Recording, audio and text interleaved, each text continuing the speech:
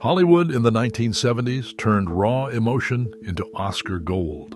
But behind the scenes, a teenage actress sobbed through a scene she never agreed to. Another questioned why adults let cameras into her childhood. And a rising star vanished after critical success destroyed her future. The moments these women wish they could take back still define careers, reshape laws, and haunt reputations. What really happened when the applause faded? Maria Schneider was 19 when she arrived on the set of Last Tango in Paris. Her co-star, Marlon Brando, was 48. During filming in 1972, director Bernardo Bertolucci and Brando planned a scene without telling Schneider the full details. The script called for simulated sexual violence, but the use of butter as a prop was never discussed with her. Schneider was left uninformed. In 2007, Schneider said that even though what Marlon was doing was not real, she was crying real tears. She said she felt humiliated and that she felt a little raped by both Marlon and by Bertolucci. Bertolucci later admitted he wanted her reaction as a girl and not as an actress. Schneider's distress in the scene was not performance. It was the result of a betrayal on set. The experience left deep scars. She spoke openly of the trauma that followed her for decades, and she never reconciled with Bertolucci. The film's critical acclaim masked a violation that would only come to light years later, changing how the industry talks about consent and power. In 1978, Brooke Shields appeared in Pretty Baby at just 12 years old. The film cast her as a child living in a New Orleans brothel and included nude scenes that critics defended as artistic. At the time, the controversy centered on the film's daring subject matter, not the reality of placing a minor in such explicit situations. Shields herself was too young to fully grasp what was happening on set or what it might mean later. Years afterward, as an adult, she spoke publicly about her discomfort and confusion, questioning why no one stepped in to protect her boundaries. In interviews and her memoir, Shields described feeling exposed and unprepared, pointing out that the adults around her, directors, producers, even critics, seemed more concerned with the film's artistry than her well-being. The industry's willingness to rationalize these choices left lasting questions about who was responsible for safeguarding young performers. Shields' experience stands as a stark reminder that consent and protection are not just adult issues, but ones that must include the most vulnerable voices. Tuesday Weld's performance in Looking for Mr. Goodbar drew immediate praise when the film debuted in 1977. Critics singled out her raw portrayal, and the role brought her an Oscar nomination. The acclaim carried an unexpected weight. Weld found herself associated with the film's darkness, and offers that followed often echoed the same troubled themes. She later described feeling boxed in by the industry's narrow view of her talent. The roles she was offered became more limited, circling around the same kind of damaged character Hollywood now expected her to play. Instead of capitalizing on the film's success, Weld pulled back. Her appearances on screen grew less frequent, and she chose smaller projects over big studio productions. The recognition she earned for Goodbar did not open doors. It seemed to build walls. Weld's own words reflected a sense of resignation. The performance that should have expanded her career instead became a boundary she could not cross. Sondra Locke stepped onto the set of The Outlaw Josie Wales in 1976, already aware of how power operated in Hollywood. As filming progressed, she found herself facing demands for on-screen nudity and emotional exposure that went beyond what had been discussed. Refusing these requests was not presented as a real choice. The unspoken threat of professional consequences hung over every decision. Years later, Locke's frustration and sense of violation moved from private conversations into the legal system. She filed lawsuits that detailed not just personal grievances, but the broader ways control was exerted behind the scenes. Legal documents from her cases laid out patterns of pressure, documenting how consent was often an illusion on set. The specifics of her complaints, ranging from coerced performances to retaliation when she resisted, exposed a system designed to silence dissent. These filings became some of the clearest written records of how institutional power could shape and sometimes shatter the careers of women in film.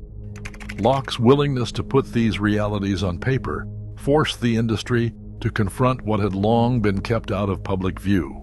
Her legal actions did not erase the harm, but they left a trail of evidence that others could not ignore.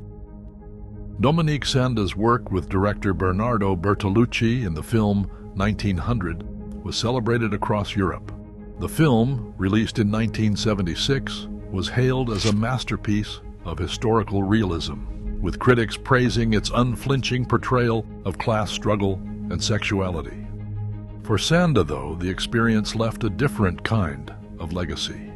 Years after filming, she reflected on the pressures she faced to surrender her emotional boundaries in service of the director's vision. Scenes that were explained as essential to the story often blurred into something more personal, demands for vulnerability that went beyond the script. Sanda later spoke in interviews about the weight of these choices, describing a sense of emotional exploitation that lingered long after the cameras stopped rolling. While the film's reputation grew, she carried the burden of knowing what it had cost her to meet those expectations. The label of historical realism became a shield for choices that, in hindsight, exacted a psychological price. Sanda's story echoes in the silent spaces between the accolades, a reminder that the pursuit of cinematic greatness can leave invisible scars, especially when the industry's highest praise is reserved for performances that demand everything and offer little protection in return. Linda Blair was just 14 when The Exorcist premiered in 1973. Overnight, her performance as Regan McNeil turned her into a household name and a lightning rod for controversy.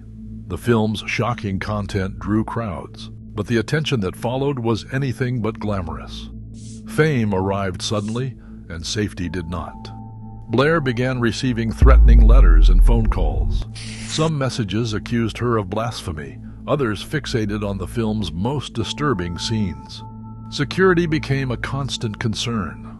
Studio officials hired bodyguards to accompany her to public events, and her family fielded calls from strangers at all hours. Blair later described how the line between her character and her real life seemed to vanish for many people. The harassment was relentless. Tabloid stories, hostile fans, and even religious groups targeted her. Instead of celebrating her talent, the public obsession with her role left her isolated and afraid.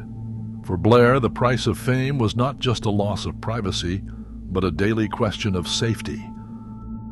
Faye Dunaway's name became shorthand for a certain kind of intensity on screen. Throughout the 1970s, her performances in films like Network and Chinatown drew praise for their force and complexity. But as the decade wore on, that admiration carried a hidden cost. Trade papers and gossip columns began using a new label, the word difficult. It followed her from one production to the next, coloring every negotiation and casting meeting. Directors praised her commitment, but producers hesitated behind closed doors. The same qualities that brought her acclaim, her willingness to challenge scripts, and her refusal to settle for surface-level roles were recast as liabilities. By the end of the decade, Dunaway found herself boxed in by reputation.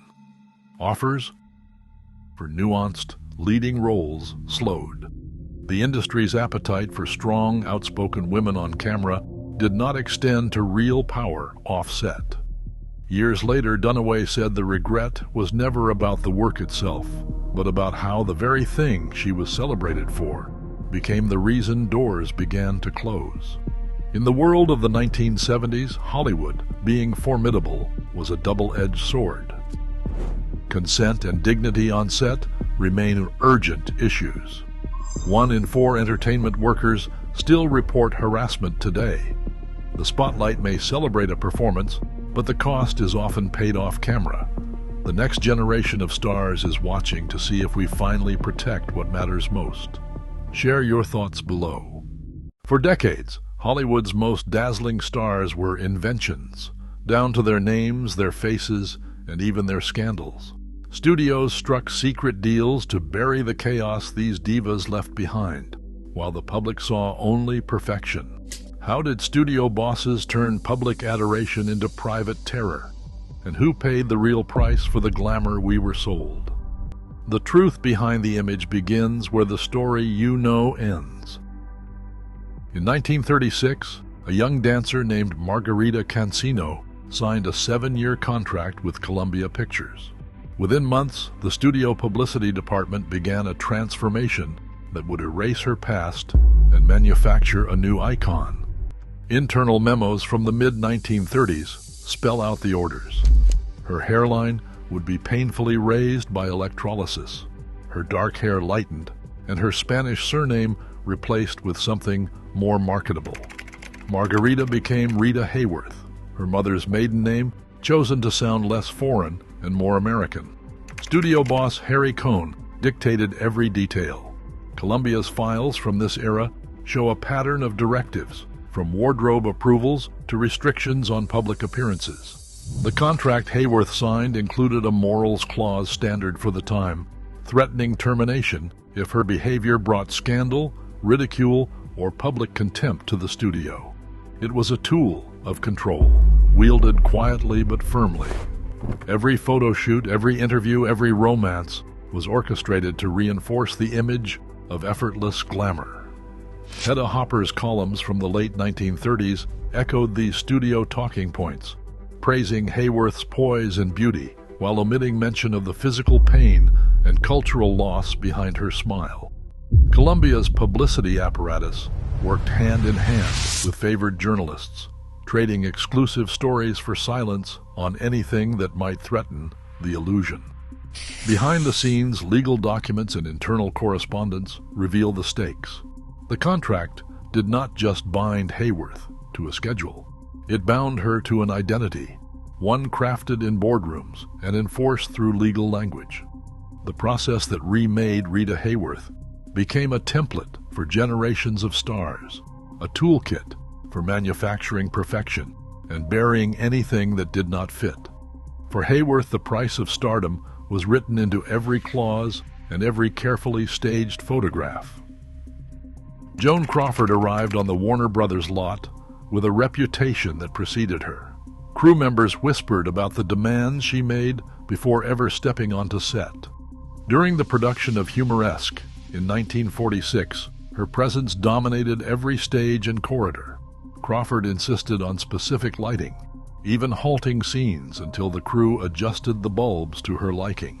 Cameramen learned to keep her right side in shadow or risk a public dressing down in front of dozens.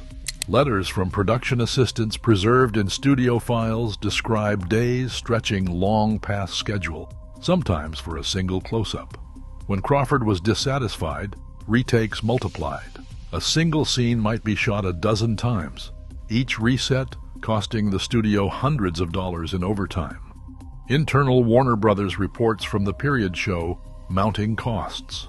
One shutdown report dated October 1945 attributes a 3-day delay to disputes over wardrobe and set design, both traced back to Crawford's objections. The reshoot ledger for Humoresque lists line items for additional film stock, crew meals, and overtime pay, all spiking during Crawford's most contentious weeks on set.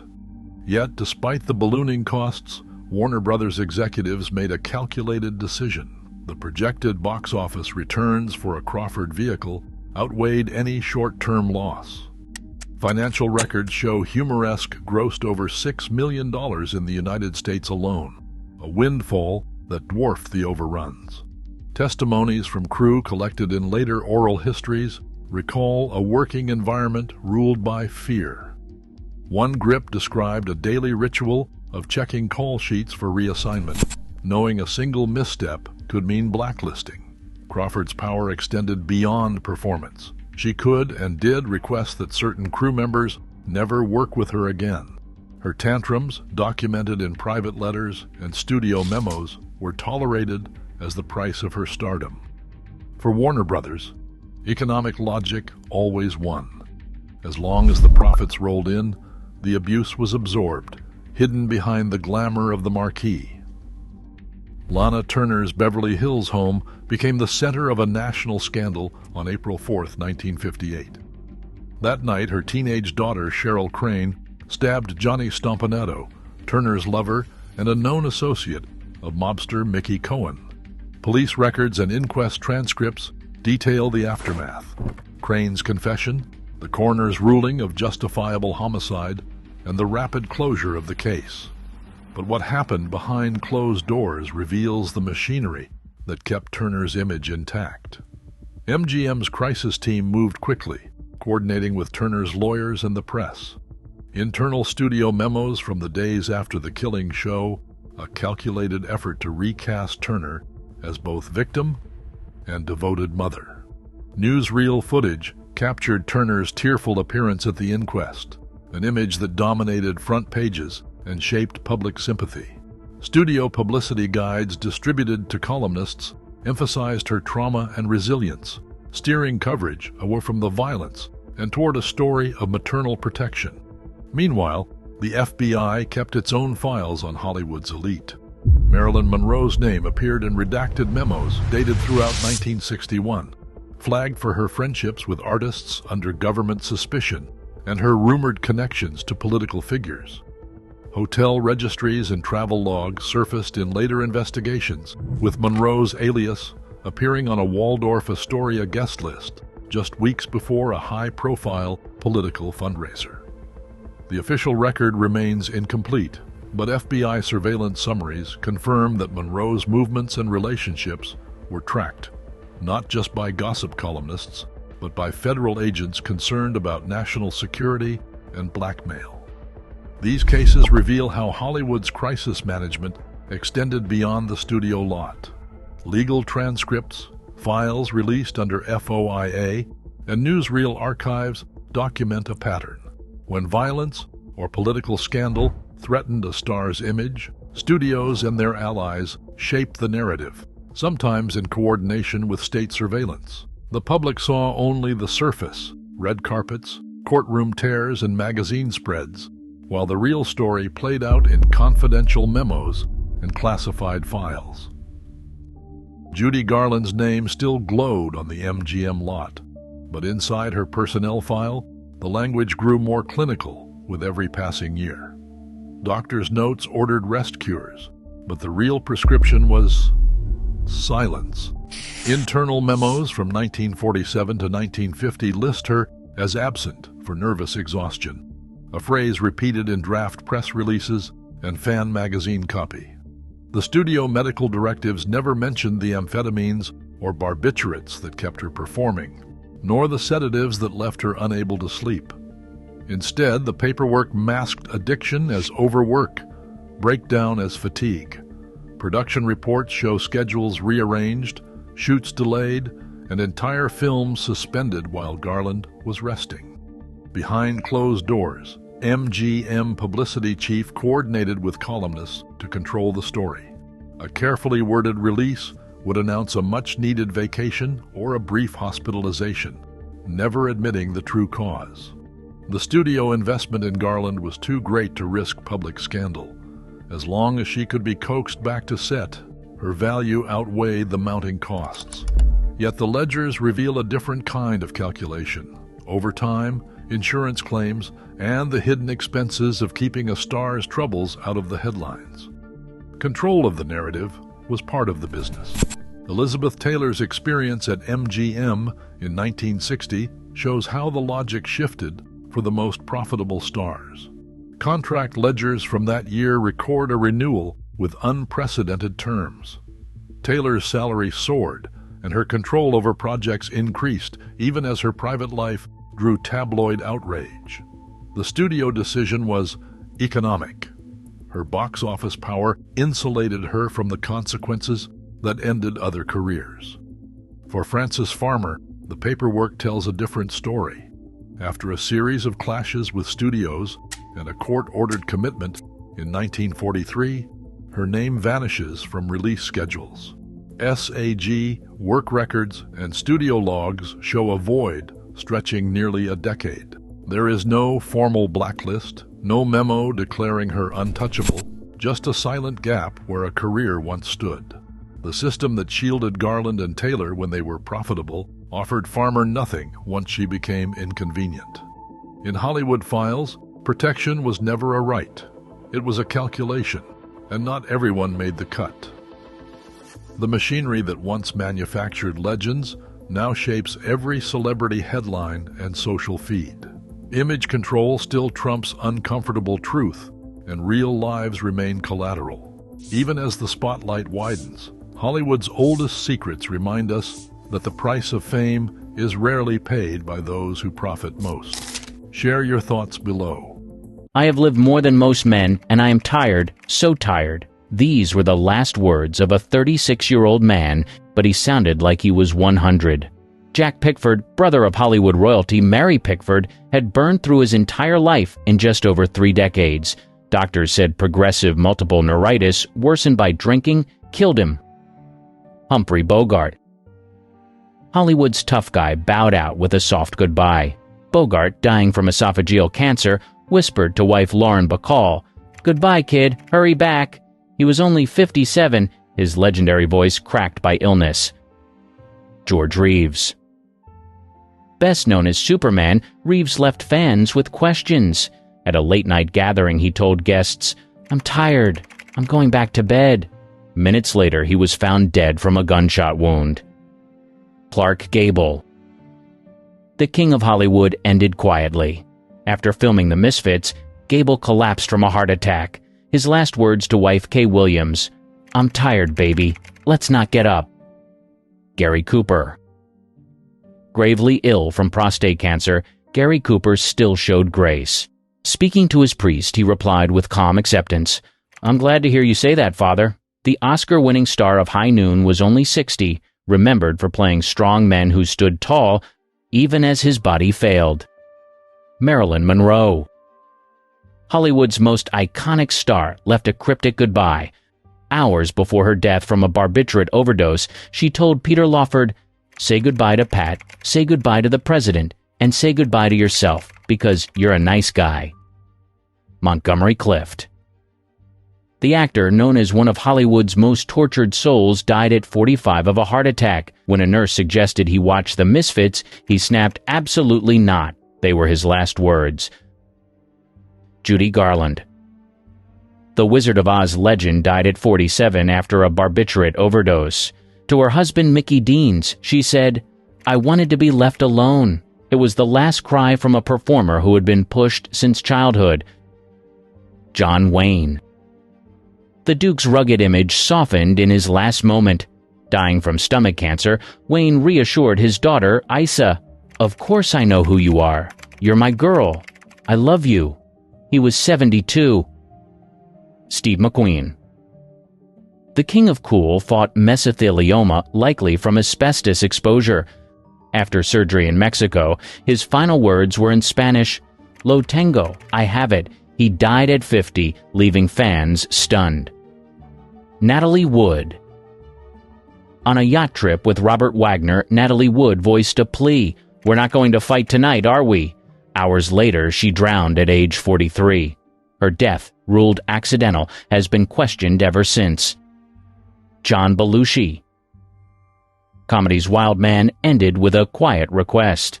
Hours before his fatal overdose of cocaine and heroin, Belushi told Kathy Smith, "Just don't leave me alone." At 33, the SNL legend who lived at full volume passed in silence. Richard Burton.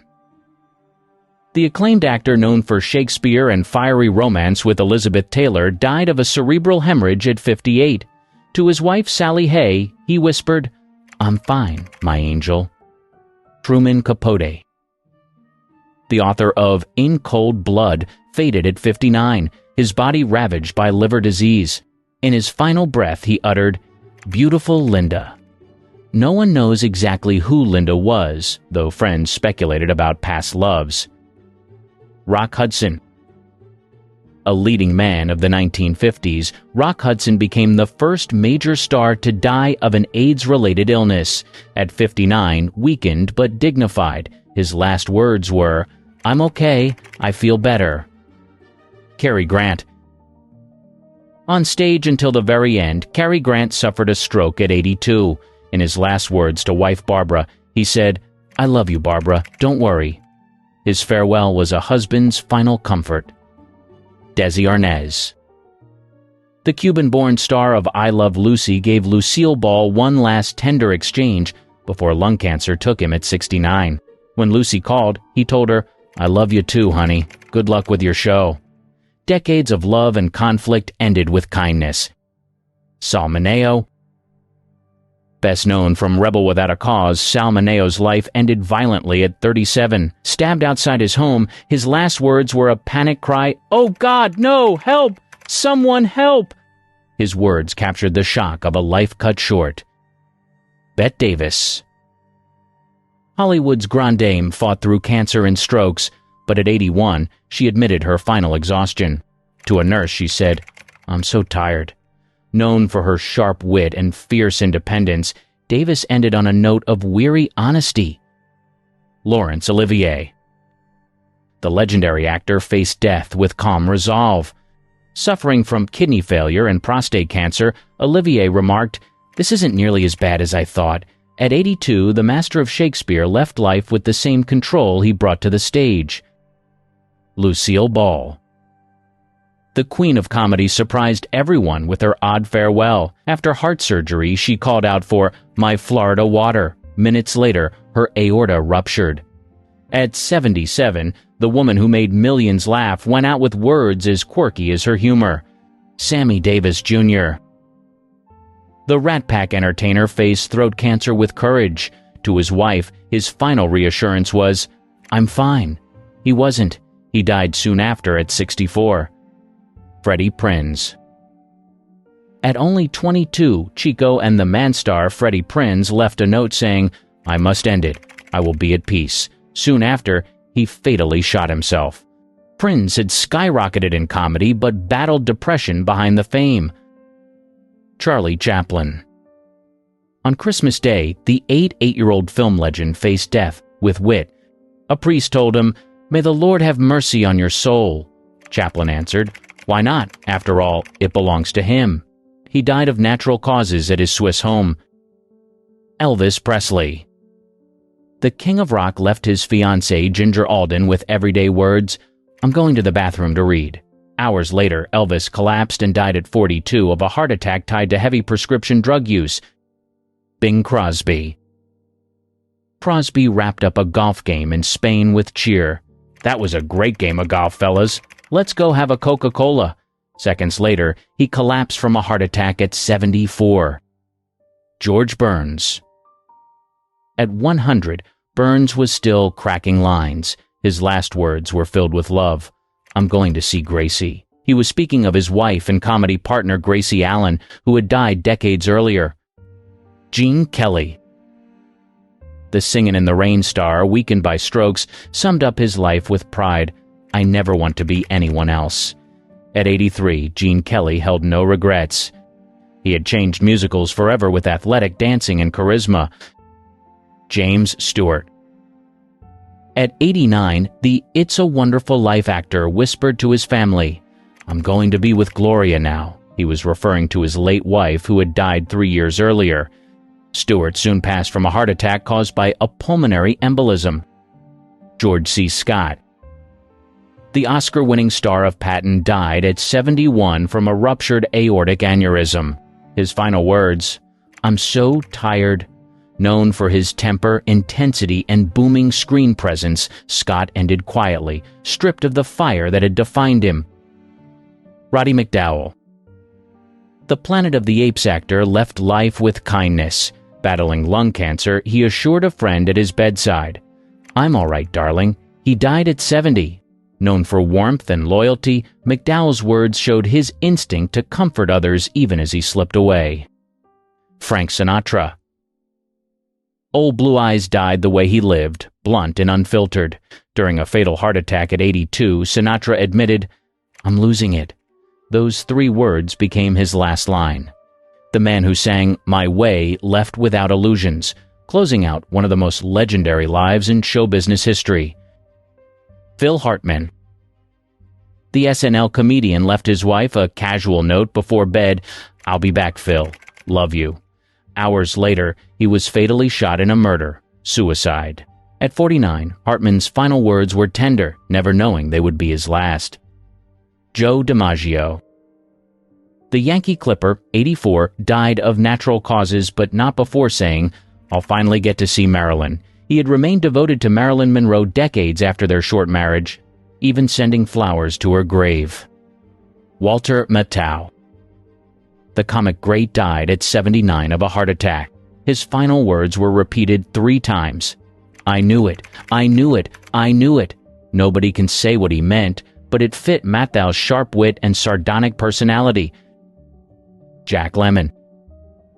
The Oscar-winning star of Some Like It Hot faced death with dry honesty. Fighting cancer at 76, he told a friend, "This is it, kid." Lemmon had charmed audiences with humor and heart for decades. Richard Harris. Known for Camelot and later Harry Potter, Harris went out with a joke. Dying from Hodgkin's disease at 72, he told nurses, "It was the food." His wit held even in the hospital. The Irish actor had lived hard, drank hard, and entertained millions. Bob Hope. At 100, comedy legend Bob Hope was asked where he wanted to be buried. He answered, "Surprise me." Days later, pneumonia claimed him. It was the perfect punchline from a man who had delivered laughs for nearly a century. Charles Bronson.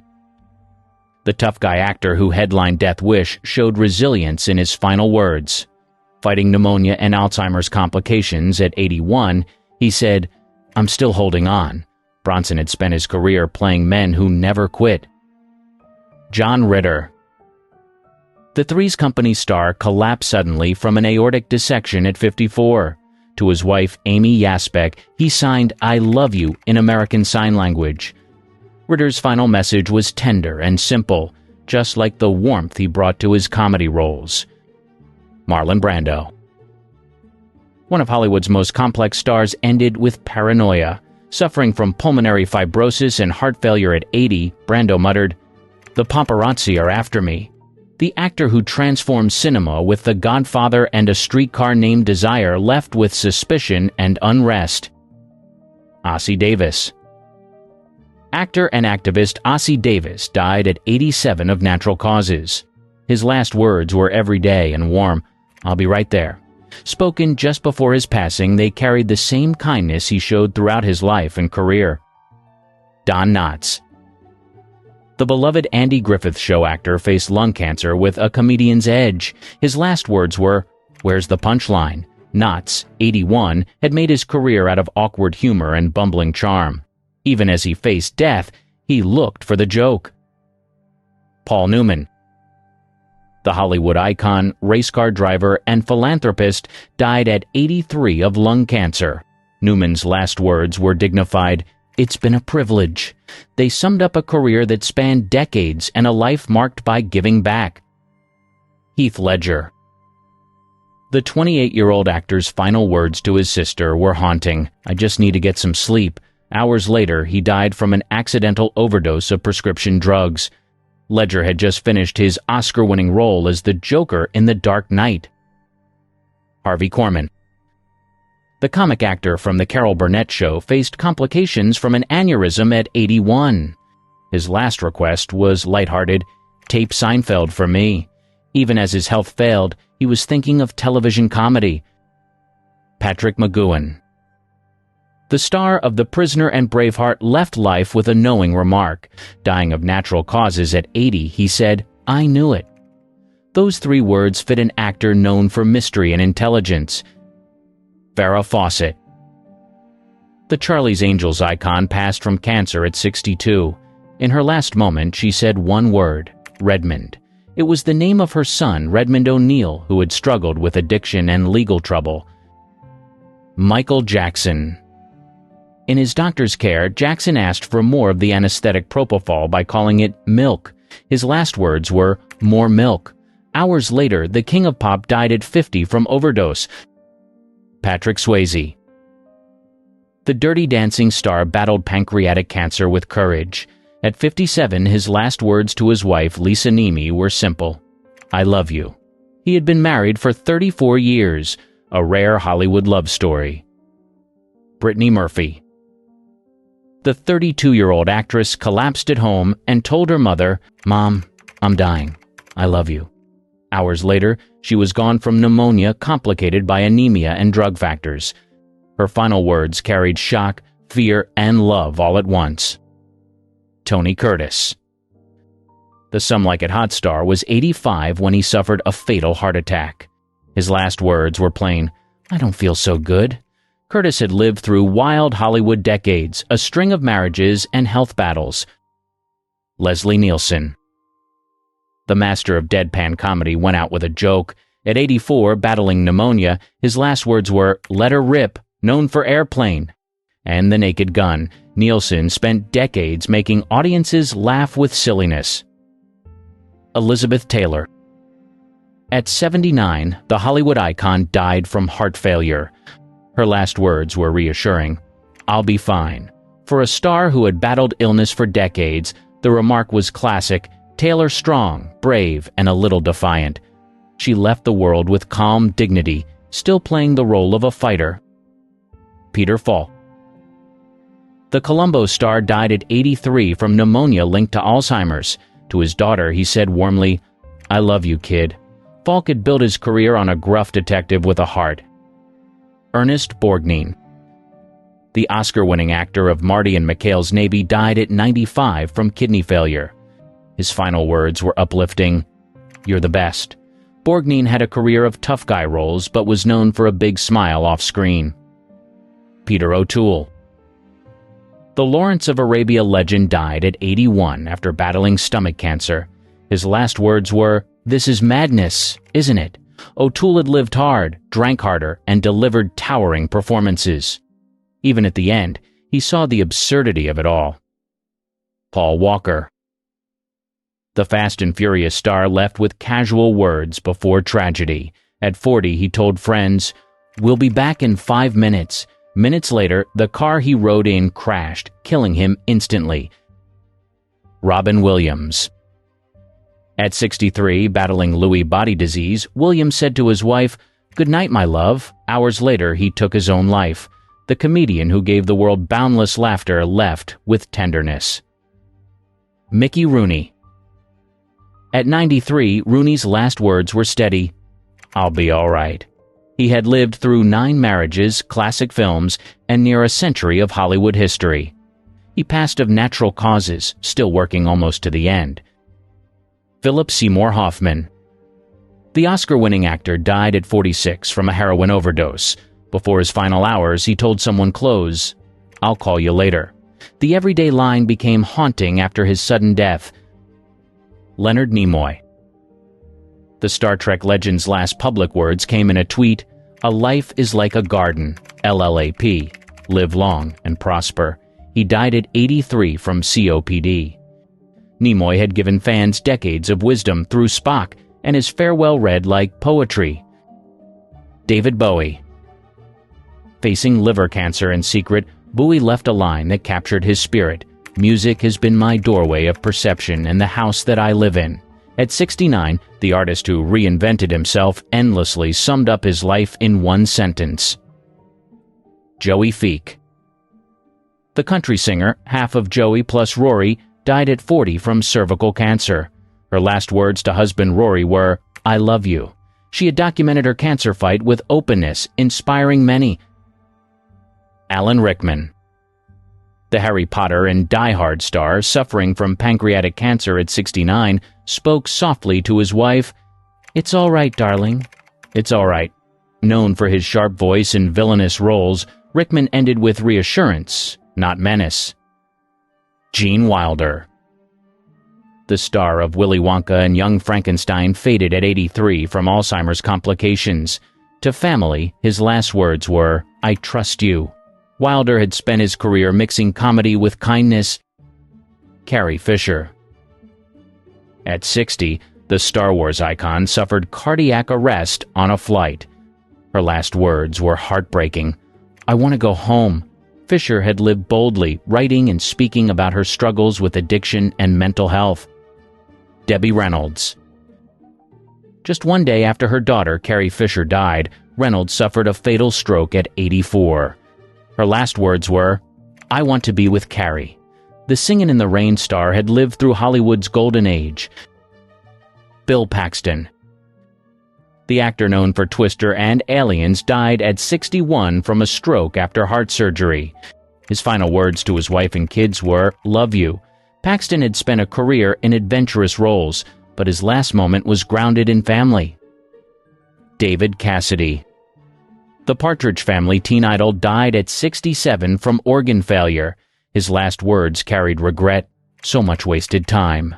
Cassidy had lived through fame, addiction, and family troubles. In the end, he admitted what he couldn't change. Burt Reynolds. The Smokey and the Bandit icon, known for his swagger, died of a heart attack at 82. His final words were about lost love. "She was the love of my life."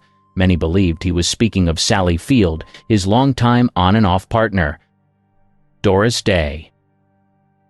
The singer and actress died at 97 from pneumonia. Her last words were warm and simple, "I love you." Day had lived a long, private life after decades as America's sweetheart. At the end, she didn't talk about her career or fame. Luke Perry. The Beverly Hills 90210 star died at 52 after a massive stroke. His final words to loved ones were, "I love you." Known for his charm on screen, Perry left with the most universal phrase of all. Naya Rivera. The Glee star drowned while boating with her young son. As the boat drifted, she cried out, "Help!" She had managed to save her son before disappearing underwater.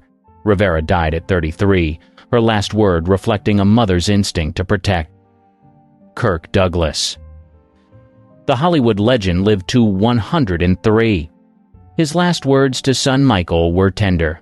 "I love you too." After decades of iconic roles, from Spartacus to Lust for Life, Douglas left with the same humanity he brought to his characters. Max von Sydow. The Swedish actor, known for The Exorcist and The Seventh Seal, died at 90 of natural causes. His last words were calm, "I'm ready." A performer who often played men facing fate, von Sydow embraced his own with dignity. Sean Connery. The first James Bond, who later became a respected elder statesman of film, died at 90 from pneumonia and heart failure. His last words were, "It's been wonderful." Connery left life as he lived it with charm and finality. Chadwick Boseman. The Black Panther star kept his cancer battle private. In his last days, he said to a friend, "It broke me, man. We made a difference in his life. He was 43. Boseman's final words showed his heart was on others, not himself. Christopher Plummer. The Sound of Music actor died at 91 after a fall caused a head injury. His final word was, Elaine, the name of his wife. Plummer's career lasted 7 decades, but his farewell was not about film. Sidney Poitier. The trailblazing Oscar winner died at 94 from heart failure.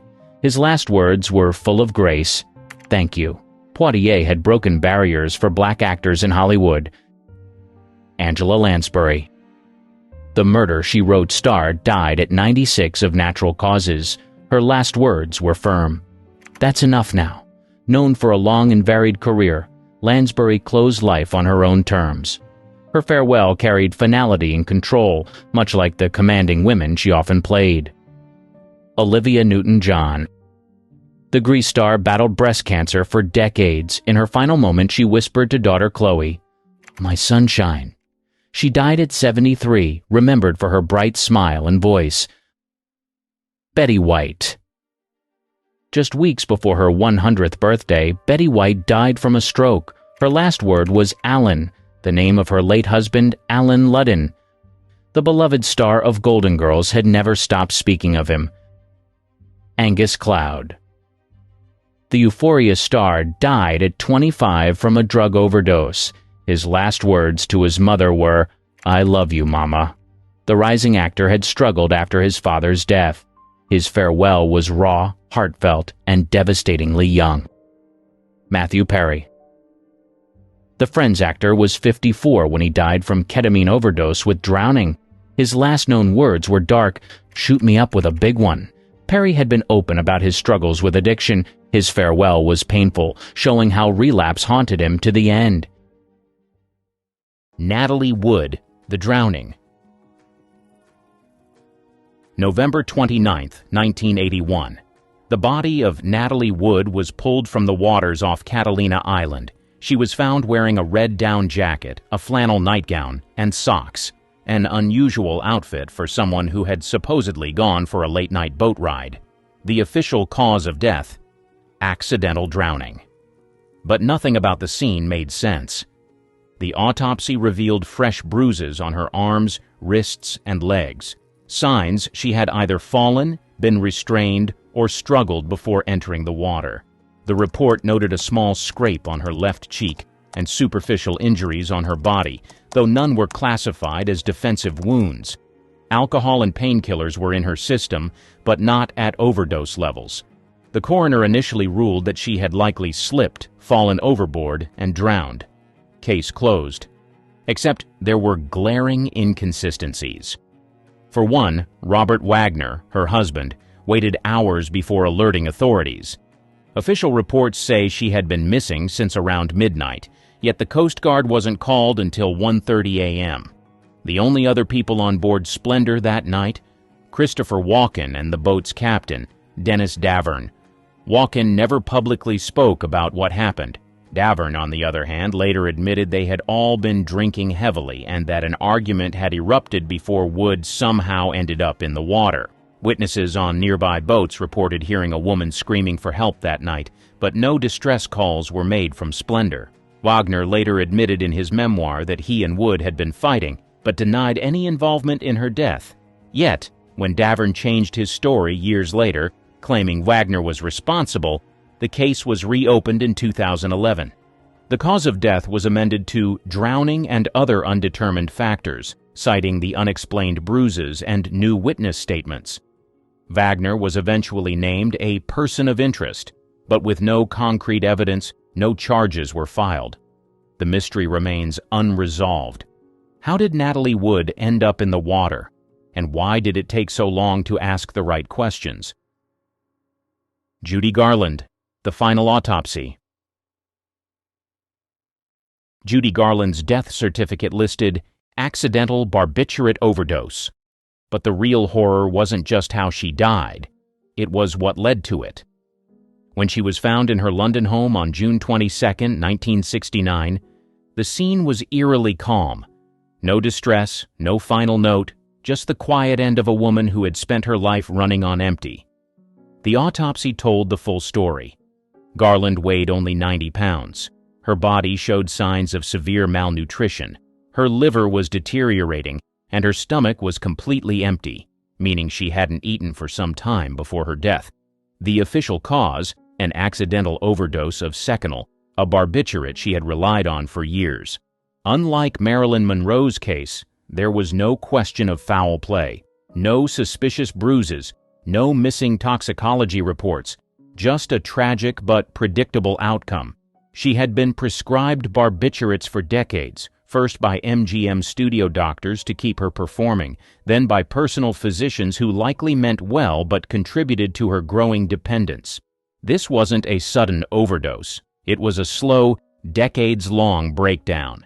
The same Hollywood machine that made her a star had systematically worn her down. Studio execs had put her on diet pills at 16, forced her through grueling filming schedules with uppers to keep her awake and downers to put her to sleep, and by the time she was an adult, her body no longer functioned without them. In the last years of her life, she was physically and financially exhausted. She had lost her home, struggled through multiple marriages, and relied on live performances just to survive. A 1968 interview showed her hands trembling as she tried to explain why she kept going. "I have to work. It's the only thing I know." The coroner ruled her death accidental, but that word barely scratches the surface. Judy Garland was worked to death before she ever stopped breathing. Bob Crane, the bludgeoning. The charismatic star of Hogan's Heroes, Bob Crane, was found brutally murdered in his Scottsdale, Arizona apartment on June 29, 1978. His death certificate listed the cause in stark clinical terms: homicide by blunt instrument. That barely scratched the surface of what police walked into. The crime scene was grisly. Crane was discovered in his bed, his skull shattered by multiple blows to the head. Blood spatter coated the walls and ceiling, and investigators determined the murder weapon was likely a heavy-duty camera tripod. His injuries were devastating: severe head trauma, deep lacerations, and massive hemorrhaging. The force of the blows suggested rage, not just an attempt to kill but to destroy. Then there was the electrical cord. It was wrapped around his neck, but there was no clear forensic evidence proving whether it was used to strangle him or simply placed there after death. The Scottsdale police were immediately suspicious. This wasn't a random attack, it was personal. Crane's complicated personal life only deepened the mystery. He had a well-documented habit of filming explicit tapes with various women, often alongside his closest friend, John Carpenter, not the director. Carpenter, a video equipment salesman, frequently supplied Crane with cameras and editing tools, making him more than just a bystander in Crane's secret lifestyle. And conveniently, he was one of the last people to see Crane alive. Police quickly zeroed in on Carpenter as the prime suspect. His rental car was searched, and inside they found traces of blood that matched Crane's blood type. But this was 1978. DNA testing wasn't where it is today. Blood type evidence wasn't enough for a conviction. Without a direct forensic link, the case stalled. Years later, in 1992, Carpenter was charged with Crane's murder when new technology allowed for DNA retesting. But the results were inconclusive, and he was acquitted. To this day, Bob Crane's murder remains officially unsolved. Sharon Tate, the gruesome reality. August 9, 1969. Sharon Tate's body was discovered inside the home she shared with her husband, director Roman Polanski, in Benedict Canyon. The address, 10,050 Cielo Drive, would forever be tied to one of the most horrific crimes in Hollywood history. But beyond the newspaper headlines and the chilling Manson family mythology, her autopsy revealed a reality even more brutal than the world initially knew. The official cause of death: multiple stab wounds. The coroner's report, however, exposed a level of savagery that defied logic. Tate, 8 months pregnant, was stabbed 16 times, with 5 wounds considered fatal. Despite her pregnancy, she showed clear signs of trying to defend herself. Cuts and slashes on her arms and hands indicated she had fought back. Blood spatter evidence suggested she was still alive during most of the attack, enduring unimaginable pain as her killers carried out Charles Manson's twisted orders. The crime scene itself horrified even the most seasoned investigators. The walls were smeared with blood, with the word "pig" scrawled in Tate's own blood on the front door. A thick white rope was looped around her neck and tied to a ceiling beam, connecting her to the body of Jay Sebring, a celebrity hairstylist and her close friend, who had been killed before her. Tate's final moments were pure terror, pleading for the life of her unborn child before Watson and Krenwinkel struck the final blows. The autopsy put to rest several grisly rumors. There was no post-mortem mutilation. Her unborn child, a boy who would have been named Paul Richard Polanski, remained inside her. The infamous whispers that the baby had been cut from her body were entirely false. When the report was released, it further solidified the sheer brutality of the Manson family's crime spree. Her autopsy was the final word on a crime so horrific that it remains burned into public memory more than 50 years later. Some of the old-time Hollywood celebrities were into stuff you wouldn't believe, from having weird obsessions with scat It is Austin. to something as bizarre as an irrational fear for the color purple. There is no denying the fact that most of what you're about to be exposed to make absolutely no sense. Charles Lawton's weird diet. In his memoir, Full Service, My Adventures in Hollywood and the Sex Lives of the Stars, Scotty Bowers claims to have either slept with or arranged sexual liaisons for hundreds of the best-known celebrities during Hollywood's golden age. One of the most shocking stories involves British actor Charles Laughton. But that's not all. According to Bowers, Laughton once asked him to bring over a young male guest while his wife was out. When Bowers and the young man arrived, Laughton began making a sandwich. He carefully sliced up lettuce and tomatoes, arranged them on sourdough bread, added a bit of lemon juice, and sprinkled some salt and pepper. This is where it gets interesting. After a few minutes of prep work, Laughton took the bread slices in one hand, picked up a pot with the other, and asked the young man to follow him into the bathroom. But what happened next will shock you. Here's what Bowers describes. Charles was the first to return. He put the plate with the bread slices on the kitchen table. I could see that the lettuce and tomatoes had been lightly smeared with a light brown substance. Seconds later, Ted appeared in the kitchen. His erection was gone, and he was looking decidedly sheepish, perhaps even a trifle embarrassed. I stared at him curiously, and he pulled a face, hoping that Charles wouldn't notice. He pointed at the bread slices on the plate and then lightly patted his backside. And then, believe it or not, Laughton ate the sandwich. Ronald Reagan's obsession with young virgins. Ronald Reagan is often remembered more for his political career than his time in Hollywood, but back in the 1940s and 50s he was one of Tinseltown's leading men. But that's not all. One of the most cringe-inducing rumors about Reagan's Hollywood days comes from his co-star in the 1950 drama Louisa, Piper Laurie. She claims that the future GOP icon took her virginity when he was 39 years old, and she was just 18. But what happened next will shock you.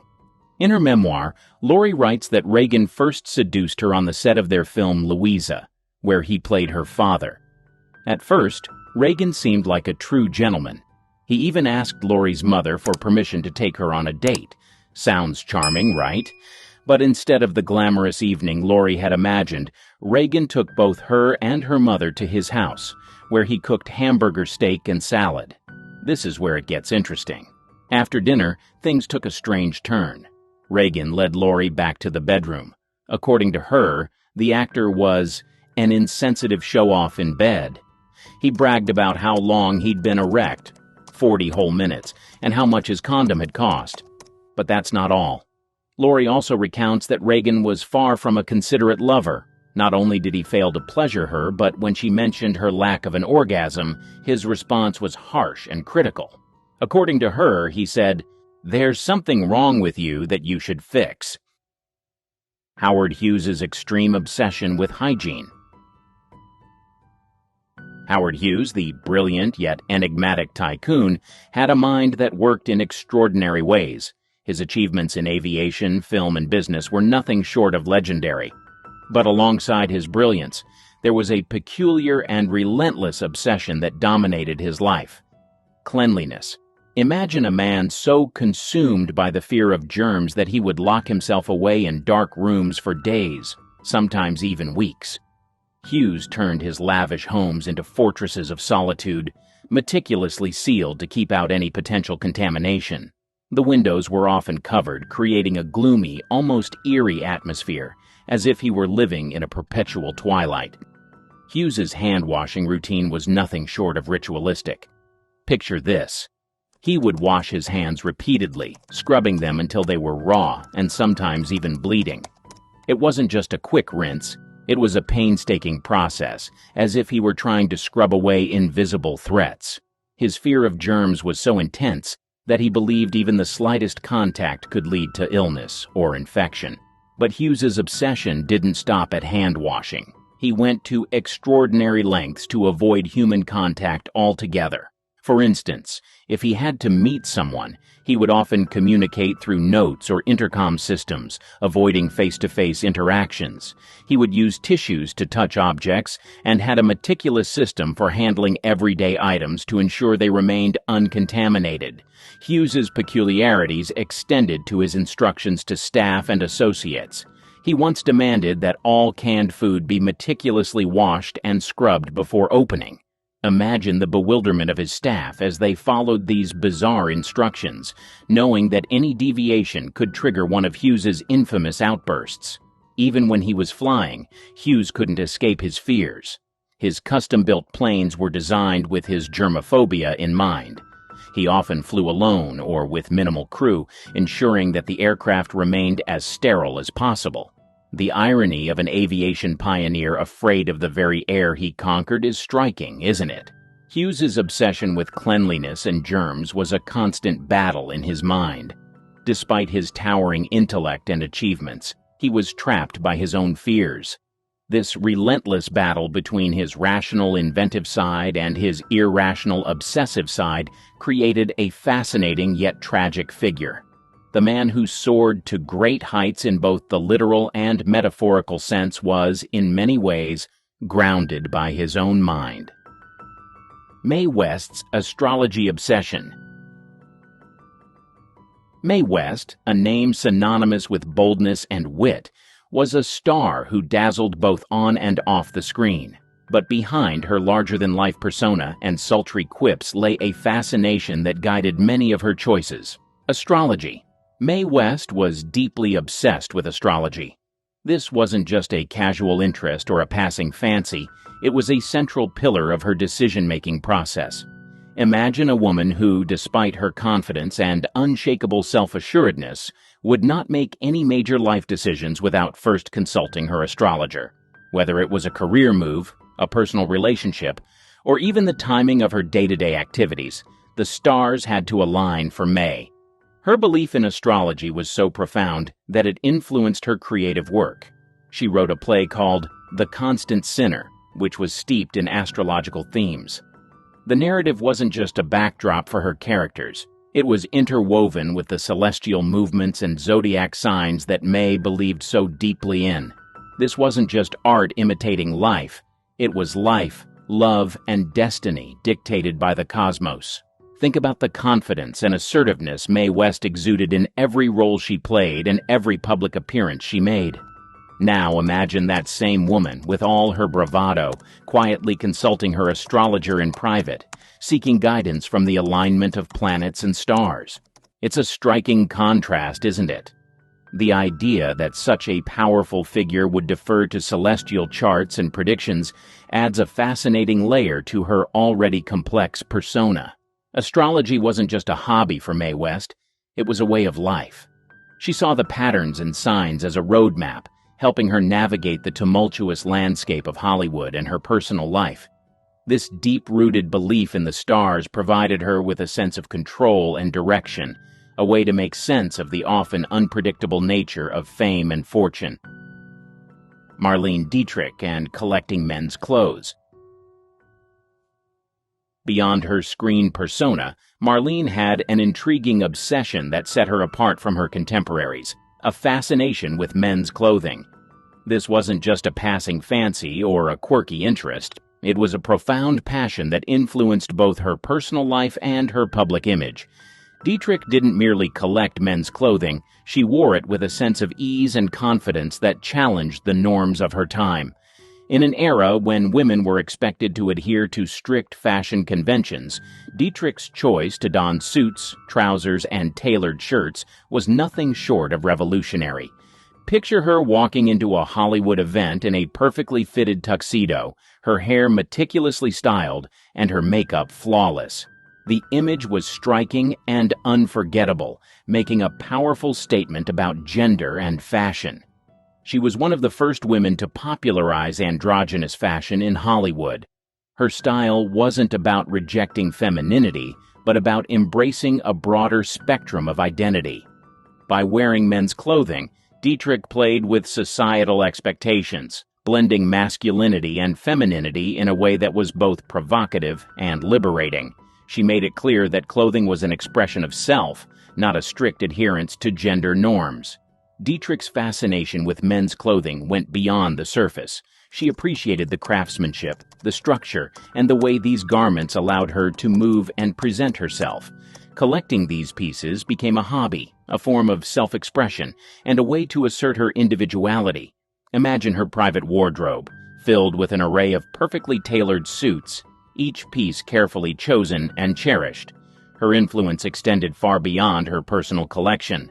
Dietrich's androgynous style inspired countless designers and fashion enthusiasts, paving the way for future generations to explore and embrace non-traditional fashion choices. She wasn't just a style icon. She was a pioneer who challenged the fashion industry's rigid boundaries.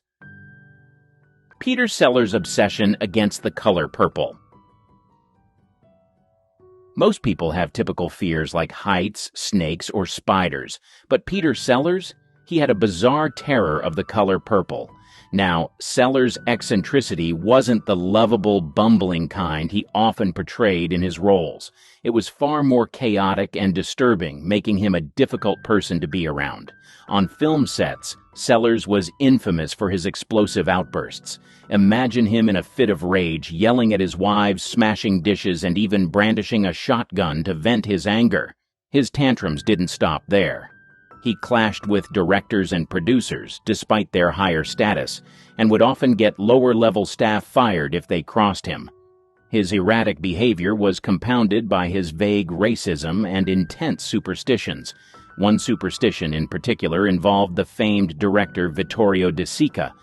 While they were working on After the Fox, Sellers saw De Sica berate a script girl for wearing purple. The director ominously declared that purple was the color of death. This statement profoundly impacted Sellers, who became convinced that the color purple could kill. From then on, Sellers' fear of purple dominated his actions. Any time he encountered the color, he'd fly into a panic, throwing tantrums and insisting it be removed. This irrational fear added yet another layer of unpredictability to an already volatile personality, making life around him a constant challenge. Charlie Chaplin's obsession with younger women. Charlie Chaplin, the legendary actor, filmmaker, and comedian, known for his iconic character, the Little Tramp, also had a much darker side to his personal life. Beyond the silver screen, Chaplin's relationships were the subject of much controversy, largely due to his well-known obsession with very young women. This fixation shaped his personal and professional life in ways that continue to spark debate. Chaplin's first marriage was to Mildred Harris in 1918, when he was 29 and she was just 16. Their relationship began when Harris was only 15, highlighting the significant age difference and Chaplin's preference for much younger partners. The marriage was short-lived, lasting only 2 years, but it set a precedent for Chaplin's future romantic endeavors. Following his divorce from Harris, Chaplin embarked on a series of relationships with teenage girls. His second marriage was to Lita Gray, who was 16 when they started their relationship and 18 when they married in 1924. Chaplin was 35 at the time. Their union was fraught with difficulties from the start. Gray's youth and inexperience clashed with Chaplin's controlling nature, leading to a tumultuous relationship that ended in a highly publicized and acrimonious divorce. The divorce proceedings revealed many sordid details about Chaplin's behavior, further cementing his controversial reputation. Despite the scandal, Chaplin continued to pursue young women. His third marriage was to Paulette Goddard, a rising star in Hollywood, who was 21 when they met, and Chaplin was 47. Though their marriage was kept relatively private and the age gap was not as stark as in his previous relationships, the pattern of significant age differences persisted. Chaplin's fourth and final marriage was to Una O'Neill, the daughter of playwright Eugene O'Neill. Una was just 18 when she married Chaplin, who was 54 at the time. This marriage, despite the age gap, proved to be the most stable and enduring of Chaplin's life. They remained together until Chaplin's death in 1977, and they had 8 children. Una's unwavering support and devotion seemed to bring Chaplin a semblance of the stability that had eluded him in his previous relationships. His preference for young women was not limited to his marriages. He was known to have numerous relationships with teenage girls throughout his life, often starting when the girls were still minors. This behavior, while not uncommon in the early 20th century, drew significant criticism and legal challenges. In one notable case, Chaplin faced a paternity suit from actress Joan Barry, who was 23 years younger than him. The case, which included allegations of coercion and manipulation, was widely covered by the media and further tarnished Chaplin's public image. The controversy surrounding Chaplin's relationships with young women has led to a complex legacy. On one hand, he is celebrated as a genius of early cinema, whose contributions to film and comedy are unparalleled. On the other hand, his personal life raises uncomfortable questions about the dynamics of power and exploitation. Chaplin's behavior reflects the broader societal attitudes of his time, where older men often pursued younger women, sometimes with dire consequences. Gloria Swanson's obsession with health and fasting. Gloria Swanson, one of Hollywood's most glamorous and enduring stars, was not only known for her striking beauty and acting prowess, but also for her intense dedication to health foods and fasting. Decades before the wellness industry became mainstream, Swanson was a pioneer in the realm of health and nutrition, turning her lifestyle into a fervent obsession that shaped her daily routines and public persona. Swanson's journey into the world of health foods and fasting began at a time when processed foods were becoming increasingly popular in America. Rejecting this trend, she delved into natural and organic eating habits, believing that what she consumed had a direct impact on her overall well-being and longevity. Her approach to diet was meticulous and uncompromising. She scrutinized every ingredient, ensuring that her meals were not only nutritious but also free from any artificial additives or preservatives. Her commitment to healthy foods extended beyond just eating organic produce. Swanson embraced a diet rich in raw vegetables, fruits, nuts, and seeds, long before such dietary choices became fashionable. She was particularly fond of juicing, often preparing fresh vegetable and fruit juices to maintain her energy and vitality. This dedication to a clean diet was not merely a fad for Swanson. It was a deeply ingrained lifestyle choice that she believed was essential for sustaining her health and beauty. In addition to her strict dietary habits, Swanson was a firm believer in the benefits of fasting. She would often embark on long fasts, abstaining from food for extended periods to cleanse her body and mind. These fasts were not just about physical health. Swanson saw them as a way to achieve mental clarity and spiritual renewal. Her fasting routines were rigorous, sometimes lasting several days, during which she would consume only water or freshly squeezed juices. This practice was unconventional and even controversial at the time, but Swanson was unwavering in her belief in its benefits. Swanson's obsession with health foods and fasting was also evident in her social interactions and public appearances. She often spoke about her dietary practices, sharing her knowledge and experiences with others. She became an advocate for healthy living, encouraging those around her to adopt similar habits. Her influence extended to her close circle of friends and colleagues in Hollywood, many of whom were inspired by her dedication and began to explore healthier lifestyles themselves. Her commitment to health was not without its challenges. Swanson faced skepticism and criticism from those who viewed her practices as extreme or unnecessary. However, she remained steadfast, confident in the knowledge that her choices were beneficial. Her dedication to health and wellness was a testament to her discipline and determination, qualities that also defined her illustrious career. Swanson's approach to health was holistic. She believed in the interconnectedness of physical, mental, and emotional well-being. This belief guided her lifestyle choices, from her diet and fasting routines to her emphasis on regular exercise and stress management. She practiced yoga and meditation, long before these practices became popular in the West, as part of her daily regimen to maintain balance and harmony in her life. Her obsession with health foods and fasting also influenced her work. Swanson often took on roles that reflected her personal beliefs, portraying characters who embodied strength, resilience, and a sense of well-being. Her off-screen persona, as a health-conscious and disciplined individual, became an integral part of her public image, distinguishing her from many of her contemporaries. Not every lie in Hollywood was whispered. Some were typed, notarized, and filed. These death certificates don't just record a date, they reveal everything no one dared say out loud. The heart failure wasn't natural. Jean Harlow was one of MGM's biggest stars in the 1930s. but her death certificate left more questions than answers.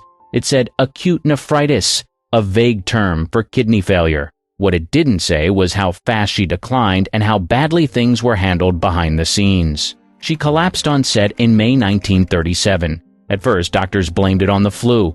Then it was gallbladder trouble. She was swollen, couldn't keep food down, and her breath smelled like ammonia, an obvious sign of kidney issues. Still, no one got her to a specialist. MGM reportedly didn't want bad press. They downplayed her condition. By the time she was finally hospitalized, it was too late. Her kidneys were shutting down and fluid was flooding her lungs. She passed away just days later. The official record listed heart failure and uremia caused by nephritis, but experts later said her symptoms fit a treatable infection. She didn't need to die at 26. Stomach lined with acid burns. Thelma Todd was found slumped in her car, parked inside a garage near Pacific Palisades. The official cause: carbon monoxide poisoning. But the death certificate included something the headlines missed: damage to her stomach lining from acid exposure. Todd had spent the weekend partying. Witnesses said she seemed fine when she left, but hours later, her body was discovered. The garage belonged to her ex's wife, which fueled rumors. Some suspected foul play. Others pointed to accidental death after falling asleep with the engine running. No alcohol was found in her system, no bruises, just the gas and the acid. The certificate listed accidental death, but multiple doctors questioned why a healthy woman would sit in a running car, fully dressed, in freezing weather. And where did the acid come from? Bruising hours before overdose. Carol Landis was found unresponsive in her Brentwood home. The cause on the certificate: overdose. But the full report noted something unusual: faint bruising on both wrists and upper arms. No one could explain it. She had just spent the evening with actor Rex Harrison, who was married at the time. Landis reportedly begged him not to leave her. After he went home, she wrote several notes, only one of which made it to police. The others disappeared. The official story said she took sleeping pills late that night, but her certificate recorded lividity and rigor that didn't match the timeline. Some believe Harrison waited hours before calling for help. The bruises weren't deep, but they were fresh. The coroner couldn't say if they were defensive or accidental. Either way, they weren't consistent with someone just lying down and going to sleep. Liver weighed almost double. Ernie Kovacs died in a car crash. He lost control of his Chevy Corvair in the rain and slammed into a utility pole. The crash was instant, but his death certificate included something unrelated to the accident. His liver was massively enlarged, nearly double the normal size. The report listed cirrhosis suspected, which suggested years of heavy alcohol use. Friends later admitted he drank daily, often on set, but no one had talked about long-term damage until that form came out. His widow, Edie Adams, insisted alcohol played no part in the crash. Toxicology showed no drugs or alcohol in his system at the time of death, but the liver condition revealed a deeper issue. He had been hiding serious health problems, even from those closest to him. There was no foul play, no scandal, just a one-car wreck in the rain. But that one line on the certificate, chronic liver disease, noted, quietly changed how people saw him. 3rd degree, burns after crash. Jane Mansfield died instantly when her car slammed into the rear of a slowed tractor trailer outside New Orleans. The top of the vehicle was sheared off, killing all 3 adults in the front seat. Her children, asleep in the back, survived with minor injuries. Early news reports claimed she'd been decapitated. That wasn't true. The coroner later clarified the cause of death as crushed skull with severe brain trauma. Her head injuries were catastrophic but not surgical separation. A wig was found yards from the crash site, which likely fueled the false rumors. The press ran with it, but the official report stayed clear. She suffered multiple skull fractures, massive facial trauma, and instant loss of life. There were no burns, no fire, and no explosion. Just the full force of a steel truck hitting a low-sitting car at highway speed. The accident also prompted a nationwide push for truck underride guards, the safety bars now common on trailers. Morphine level off the charts? Judy Garland's death certificate listed barbiturate overdose, but the toxicology notes told a deeper story. The morphine level in her blood was higher than the known fatal range. Her body had built such a high tolerance, it blurred the line between survival and collapse. She had a long history of pill use, first given stimulants as a teenager by the studio. Over time, she needed more to sleep, more to wake up, more to get through a day. Her house in London was quiet that morning when her husband found her. Too quiet. The coroner said the overdose wasn't deliberate. Her liver and kidneys were already struggling, and the medication just pushed them over the edge. The certificate noted chronic malnutrition and organ stress, not surprising for someone who had lived on pills and cigarettes for years. There were no signs of trauma or foul play, just a woman whose system couldn't take it anymore. She was 4'11", barely 90 pounds, and her organs were giving out. Overdose from potent heroin batch. Janis Joplin was found face down on the floor of her Los Angeles hotel room, a cigarette still in her hand. The death certificate confirmed the cause, heroin overdose, with alcohol playing a supporting role. She was just 27. Another addition to the now famous 27 Club. There was no note, no staged farewell. Her friends said she seemed upbeat the night before, but they also said the heroin in circulation that week was unusually potent. Several others in her circle overdosed around the same time. Her room showed no signs of struggle. An open pack of cigarettes, change on the nightstand, and a cap from a syringe. That's it. No one heard a thing. By the time she was found, it was too late. Toxicology confirmed the drugs in her system were strong enough to stop her heart in minutes. Her liver and heart showed signs of long-term stress, likely from constant use and alcohol. There were rumors, theories, and fan speculation, but the paperwork was simple and final. Joplin didn't plan it.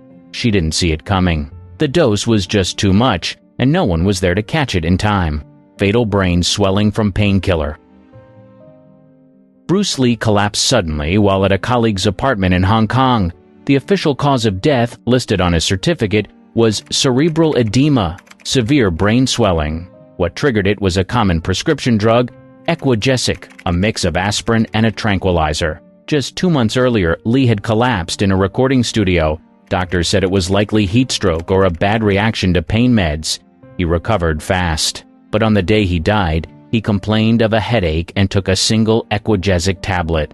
He never woke up. The coroner found no alcohol or recreational drugs in his system, but the reaction to the medication was so extreme, it caused the brain to swell rapidly. His earlier episode should have been a warning. Instead, it was dismissed. Heart was nearly double-sized. Elvis Presley's death certificate said he died of a heart attack. What the final medical examiner's notes revealed was more severe. His heart weighed over 500 grams. That's nearly twice the normal size. Found face down in the bathroom at Graceland, Elvis had been battling multiple health issues. The certificate pointed to cardiac arrhythmia, but the details added up to something bigger. His body showed signs of chronic constipation, liver damage, and nerve issues. The heart enlargement stood out. It was proof his system had been under pressure for years. Toxicology found 14 different substances in his blood, all prescriptions, some meant for sleep, others for digestion or pain. He wasn't over the limit on any single drug, but together they overwhelmed him.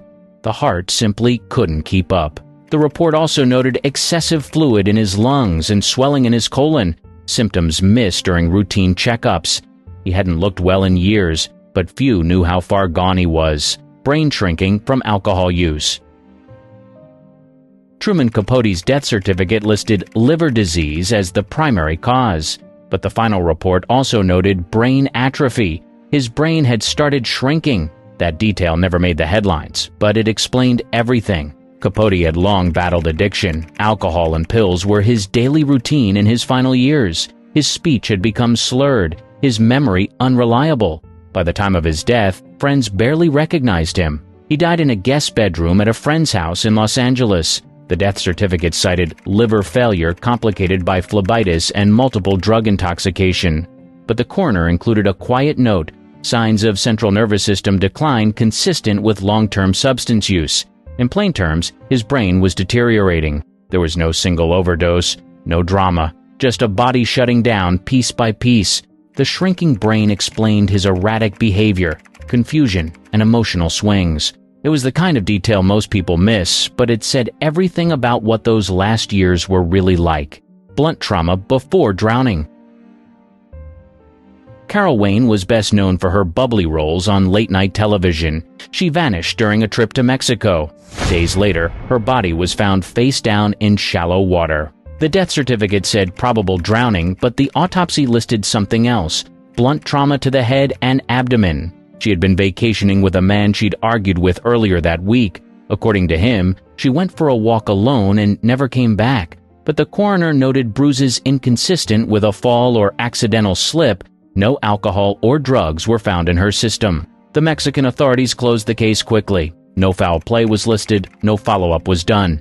The report left open the possibility of an accident, but the injuries raised doubts. Her passport, jewelry, and luggage were all still in the hotel. The certificate didn't tell the full story, but it showed more than what the press reported at the time. Survived, but not really. Dominique Dunn was in a coma for 5 days. That part's rarely mentioned. The coroner's report confirmed she had brain activity at first. Machines kept her breathing while her family waited. Her certificate lists the final cause: traumatic asphyxia, but the timeline made it more tragic. She had been attacked in her driveway by her ex-boyfriend. Neighbors heard her scream. By the time paramedics arrived, she had lost consciousness. But she didn't die on the spot. She lingered, and the hospital documented it: all seizures, swelling, brain hemorrhage. Her injuries were brutal. The autopsy noted fractures around the neck and deep bruising. But the certificate emphasized something else: respiratory arrest due to external pressure. Clinical, but clear. Her family eventually removed life support.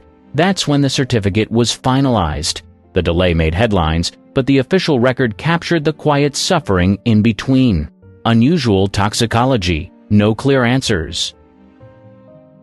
David Carradine was found in a Bangkok hotel closet, partially suspended by cords. The death certificate listed asphyxiation. The circumstances were unusual, and the official investigation left more questions than clarity. There were no signs of forced entry, no alcohol or illegal drugs in his system. Thai authorities ruled it an accident. The exact mechanism wasn't publicly detailed, and no charges were filed. Some reports suggested the manner of death was self-inflicted, but the family disputed those claims. The LAPD opened a review at the family's request, though they had no authority abroad. Carradine's family ordered a private autopsy in the U.S., but the results were never released in full. There were rumors about chemical traces and missed forensic details, but no confirmed evidence was made public. Carradine had a long acting career and was in Bangkok filming a new movie. He'd last been seen the night before at dinner with producers. Lethal mix of prescribed sedatives. Heath Ledger was found face down in bed at his New York apartment. The death certificate listed acute intoxication from a mix of prescription medications. None were illegal, but together, they slowed his body down until it couldn't recover. Toxicology showed 6 medications in his system: 2 painkillers, 2 anti-anxiety drugs, a sleeping aid, and an antihistamine. Each drug was within legal limits, but the combination was lethal. The sedatives depressed his breathing, leading to oxygen loss and eventual heart failure. There were no signs of trauma, and no note was left behind. His house was quiet, his bed undisturbed. He had been battling insomnia and anxiety for months. Doctors had prescribed the drugs separately, but no one tracked how they would interact in his body. The coroner ruled the death accidental. He didn't take too much of one thing, he took just enough of everything to make recovery impossible. His breathing slowed while he slept, and no one noticed until it was too late. Organs too decayed to test. Brittany Murphy's death was ruled as pneumonia with secondary anemia and multiple drug intoxication. But the report included a line that raised eyebrows. Several of her organs were too decayed to test properly. That wasn't due to delay. It happened fast. Within hours of death, she collapsed in her bathroom and was pronounced dead at the hospital. Her husband claimed she had flu-like symptoms for days. The coroner found dozens of medications in her system, mostly over-the-counter drugs. No illegal substances, no high-dose narcotics. What shocked investigators wasn't the toxicology, it was the rapid breakdown of tissue. Her organs had started to rot unusually fast. That led to speculation about mold in her home or environmental toxins. Nothing conclusive was ever found. Her father later called for further testing. The LA County coroner said no foul play was involved. Still, the organ decay made it difficult to get a clear answer. When her husband died just 5 months later under similar conditions, The questions grew. The report stayed the same, natural causes, but the body had deteriorated so quickly that some answers died with her. Severe nasal collapse noted.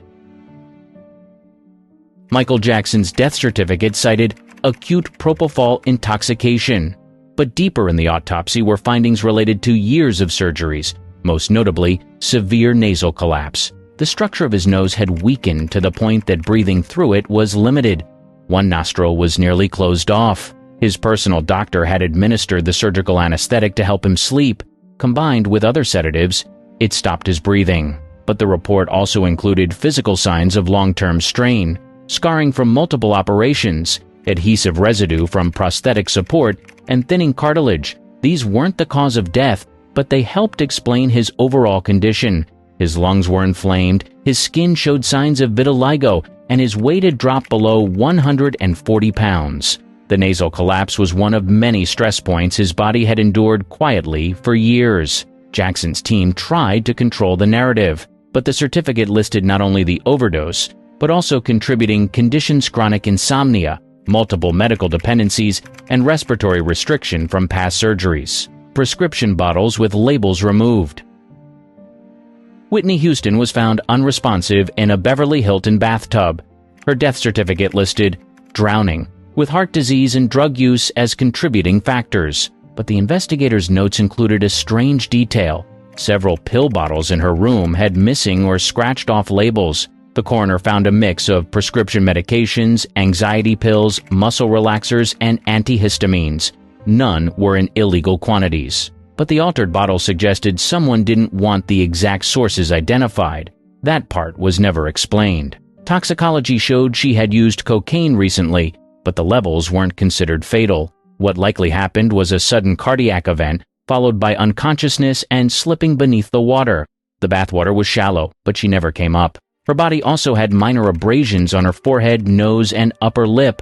The report said they may have come from contact with the tub during the fall. The combination of prescription drugs and a weakened heart proved too much, but the missing labels added a layer of mystery: advanced decay hours after death. Philip Seymour Hoffman was found in his New York apartment with a syringe still in his arm. The death certificate cited acute mixed drug intoxication. But the medical notes described something surprising. His body showed signs of advanced decomposition far earlier than expected. The coroner noted full postmortem lividity, body stiffness, and skin changes that usually take longer to appear.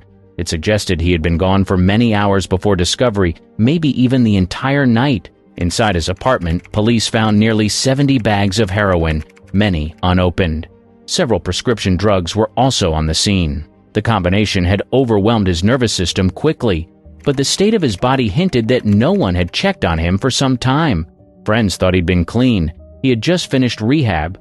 The advanced decay made the timeline difficult to piece together. No one heard anything. No neighbors reported noise. The scene was silent and stayed that way for hours. Chest burns from emergency shocks. Carrie Fisher's death certificate listed sleep apnea and other undetermined factors. But the full report revealed burn marks across her chest, residue from emergency defibrillator paddles used mid-flight. Fisher had gone into cardiac arrest on a plane from London to Los Angeles. Passengers reported she stopped breathing just before landing.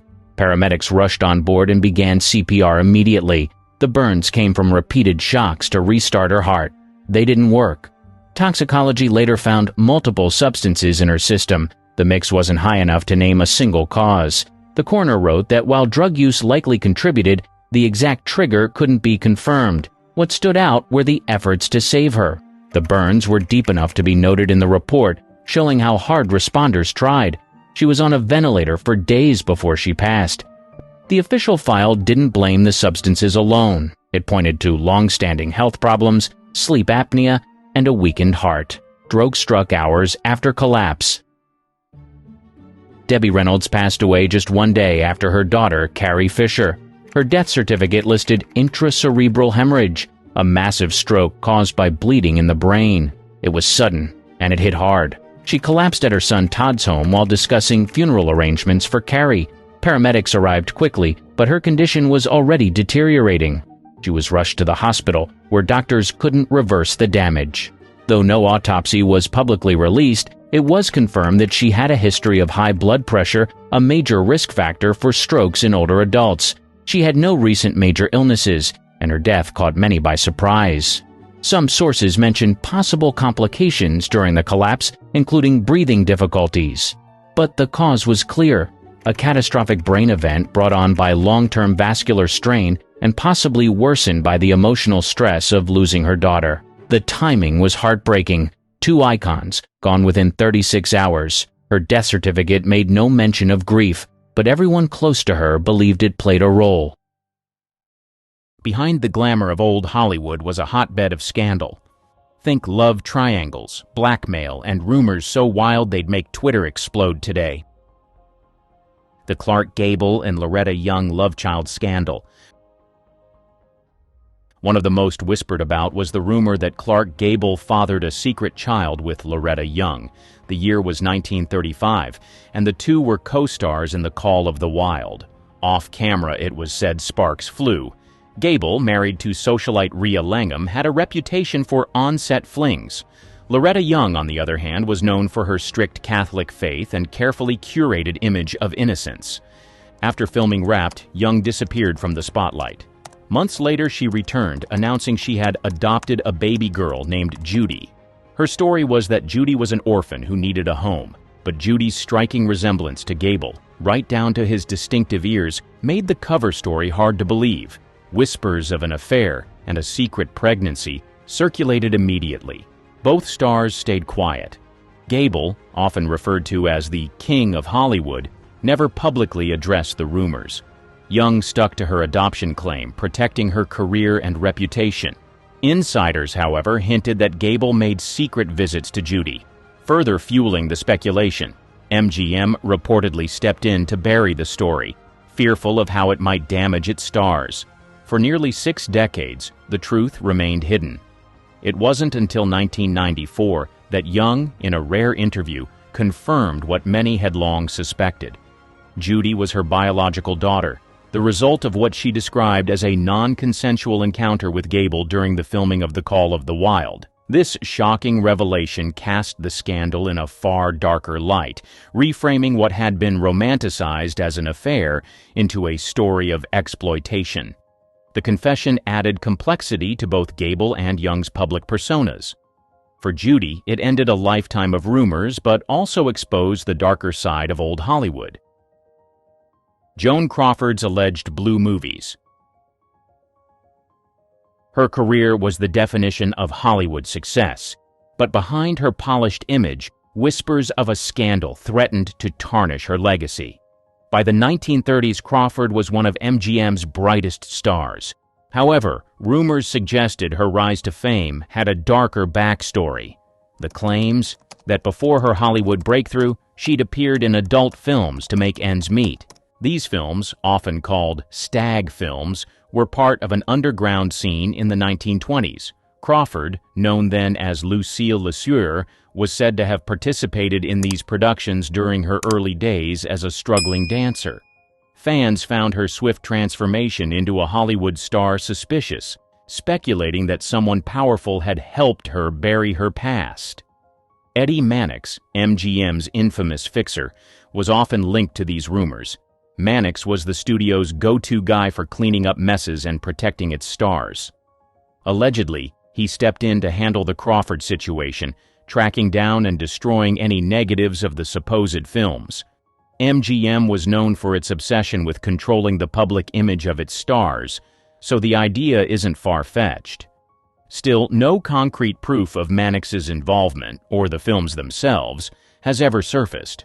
Crawford, for her part, denied the allegations her entire life.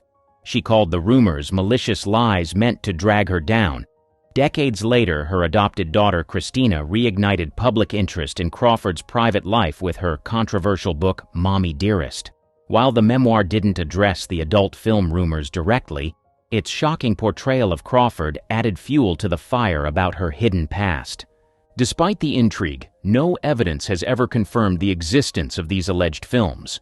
Were they a smear tactic against a powerful woman in Hollywood, or was there some truth to the whispers? We may never know. But the rumors have ensured that Crawford's name remains as infamous as it is iconic, proving that Hollywood's obsession with scandal knows no bounds. Errol Flynn's espionage allegations. He was the ultimate Hollywood swashbuckler, famous for his charisma and swordplay. But during World War II, a darker story started to circulate. Flynn, the man behind Robin Hood's smile, was rumored to be a Nazi spy. As wild as it sounded, the FBI took these whispers seriously and kept an active file on him. The allegations weren't baseless. Flynn had a close friendship with Hermann Urban, an Austrian doctor with confirmed Nazi ties. The two shared a love of travel, but Urban's documented connections to German intelligence raised alarms. Flynn's frequent trips to Europe during the war didn't help his case. Add to that his Austrian roots and his perceived indifference to the Allied cause, and the rumors began to stick. The conspiracy gained momentum in 1980, thanks to Charles Hyam's book Errol Flynn, The Untold Story. Hyam painted Flynn as a double agent, claiming the actor passed information to the Nazis while maintaining his Hollywood image. The book alleged Flynn's charm and international lifestyle made him the perfect spy. It also accused Flynn of using his Hollywood clout to help Urban and other Nazi sympathizers. But Hyam's claims were heavily criticized. Historians and Flynn supporters argued the evidence was flimsy and speculative. The FBI's files, while extensive, lacked any smoking gun. Flynn's defenders labeled Hyam's book a hit piece, accusing the author of exaggerating for shock value. Many believe the rumors were fueled by Flynn's reckless lifestyle rather than actual treachery. Despite the pushback, the damage was done. The mere suggestion of espionage left a stain on Flynn's legacy. Even today, the idea of Hollywood's most dashing hero harboring Nazi sympathies remains a tantalizing what if. So what's the truth?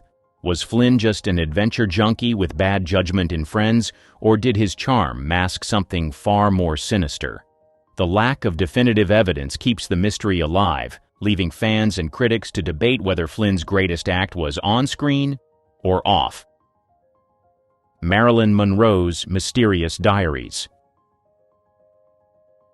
Her death in 1962 left behind more questions than answers.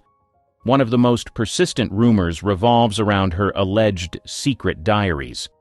These journals supposedly contained shocking details about her relationships with John F. Kennedy and his brother Robert. For decades, these rumored diaries have fueled conspiracy theories and added to the intrigue surrounding Monroe's life and death. Monroe was known for keeping journals. She used them to write poetry, reflect on her life, and document personal experiences. Biographer Anthony Summers, in his book Goddess: The Secret Lives of Marilyn Monroe, suggested she recorded sensitive details from conversations with the Kennedys. Allegedly, some entries included political secrets and information that could have made her a liability. The circumstances of Monroe's death have only added to the speculation. Found lifeless in her Brentwood home, she was officially ruled a victim of a barbiturate overdose. However, the involvement of the FBI and LAPD in the investigation raised eyebrows.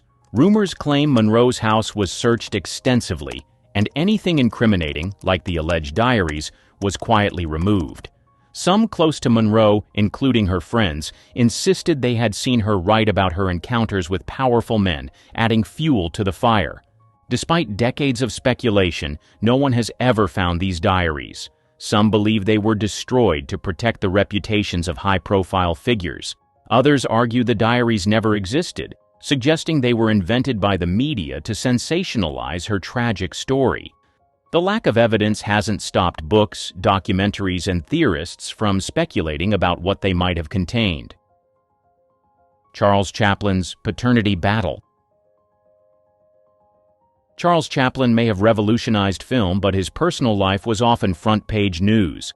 By the 1940s, Chaplin was already a magnet for controversy, and the 1943 paternity suit filed by Joan Barry added fuel to the fire. Barry, a 22-year-old aspiring actress, claimed Chaplin was the father of her daughter, Carol Ann.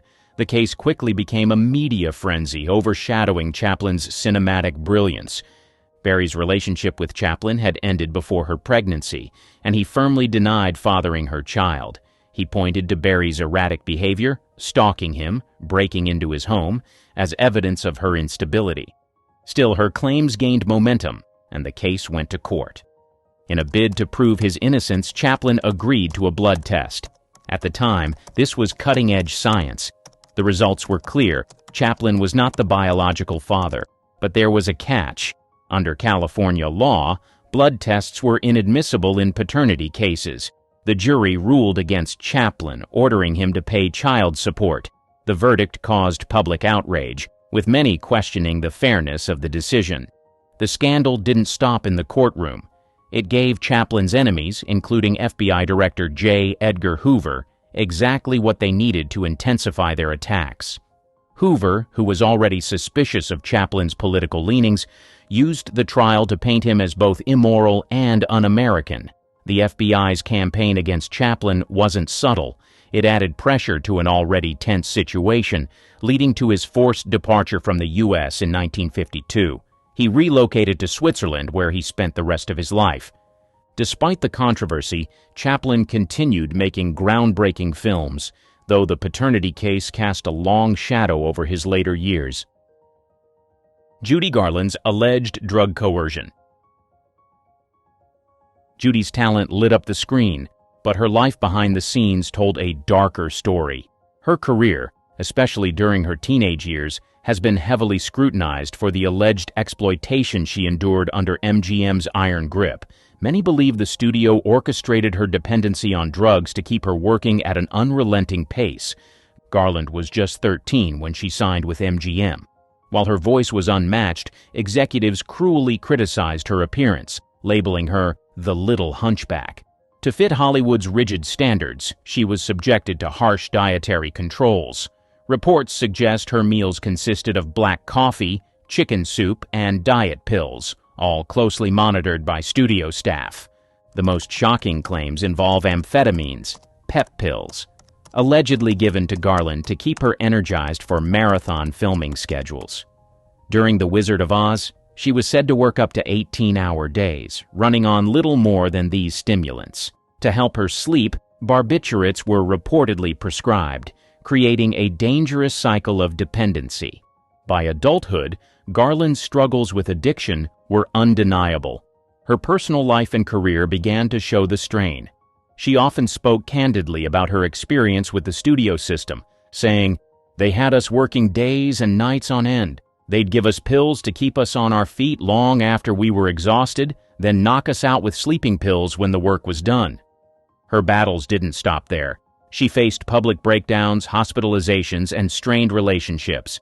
Despite these challenges, her raw talent and resilience kept her fighting for her place in Hollywood. Garland's tragic death in 1969, at just 47 years old, was attributed to an overdose. It was a heartbreaking end for a star who had given so much to the industry but received so little care in return. Her story remains a grim reminder of how old Hollywood often treated its stars as commodities rather than people, prioritizing profit over well-being. Judy Garland will always be remembered for her brilliance, but her struggles highlight the darker side of fame in the industry's golden era. The murder mystery of Thelma Todd. Her death in December 1935 stunned Hollywood. Known as the Ice Cream Blonde, she was beloved for her comedic timing and glamorous looks. At 29, Todd was a star on the rise, transitioning from silent films to talkies with ease. She also ran Thelma Todd's Sidewalk Cafe, a hotspot for celebrities along the Pacific Coast Highway. But her success was overshadowed by her mysterious death, which has remained unsolved. Todd's body was found slumped in her car inside the garage of her lover and business partner, Roland West. The garage, located above her cafe, became the center of intense speculation. The coroner ruled her death accidental, caused by carbon monoxide poisoning from her car's running engine. Still, the details surrounding her death didn't add up, sparking rumors that refused to die. Weeks before her death, Todd allegedly received threats from mobsters demanding money from her cafe. Organized crime figures saw her business as prime real estate for their operations. Her refusal to comply may have put her in danger. Adding fuel to the fire, Todd was seen arguing at a party the night before with her ex-husband, Pat DeSico, who had known mob connections. Then there was Roland West. West's controlling behavior and rocky relationship with Todd made him another prime suspect in the public's eyes. Some believed West locked her in the garage after an argument, not realizing the car was still running. West's shifting accounts of that night only deepened the suspicion. The coroner's report didn't help matters. It mentioned minor bruises on Todd's face and body, leading to speculation about a possible struggle. Yet there were no clear signs of foul play, leaving investigators without solid evidence. Despite the public outcry, the case was closed as an accidental death. Thelma Todd's story is still a favorite among true crime buffs. Was it a tragic accident? A mob hit? A lover's quarrel gone horribly wrong? The truth remains elusive, ensuring her death remains one of Hollywood's most talked-about mysteries. Rock Hudson's hidden truth. He had it all: looks, charm, and a career most actors could only dream of. He became Hollywood's go-to leading man in the 1950s, starring in romantic hits that solidified his image as the ultimate symbol of masculinity. Fans loved him, studios relied on him, and his name alone could sell out theaters. But behind the perfectly polished exterior was a secret that Hollywood worked overtime to keep hidden. Rumors about Hudson's sexuality began circulating early in his career. Back then, even a hint of being gay could end a star's career. Hudson's agent, Henry Wilson, was infamous for covering up scandals and managing his clients' images with ruthless efficiency. When whispers about Hudson started growing louder, Wilson orchestrated a hasty solution: a marriage. In 1955, Hudson married Phyllis Gates, Wilson's secretary. The timing wasn't subtle. It came right after a tabloid threatened to publish a story about Hudson's personal life. Gates later claimed she didn't know Hudson was gay when they married, but skeptics have doubted her version of events. The marriage lasted 3 years, but by then it had served its purpose: silencing the rumors. Behind closed doors, Hudson lived a carefully compartmentalized life. Close friends and co-stars knew the truth, but loyalty and fear of the industry's backlash kept them quiet. Studio executives wielded immense power and had no problem squashing tabloid stories that could tarnish their golden boy. Everything changed in 1985 when Hudson announced he had immune deficiency syndrome. He was the first major celebrity to publicly disclose the diagnosis, a move that shocked fans and confirmed the rumors. The revelation came at a time when advanced HIV disease was deeply stigmatized, and Hudson's bravery helped bring global attention to the crisis. His death later that year was mourned worldwide and exposed the hypocrisy of an industry that demanded perfection at any cost. Lana Turner and the Johnny Stompanato murder. Lana Turner's relationship with Johnny Stompanato had everything tabloids could dream of: a Hollywood icon, a mobster boyfriend, and an explosive ending. Stompanato, a known associate of crime boss Mickey Cohen, wasn't just bad news. He was dangerous. Despite his charm, his violent streak quickly turned their romance into a toxic mess of arguments and reconciliations. By 1958, the relationship had reached its breaking point. On April 4th, an argument in Turner's Beverly Hills home escalated to violence. Turner later testified that Stompanato threatened her, causing her 14-year-old daughter, Cheryl Crane, to step in. Grabbing a kitchen knife, Cheryl stabbed him in the abdomen. He died almost instantly.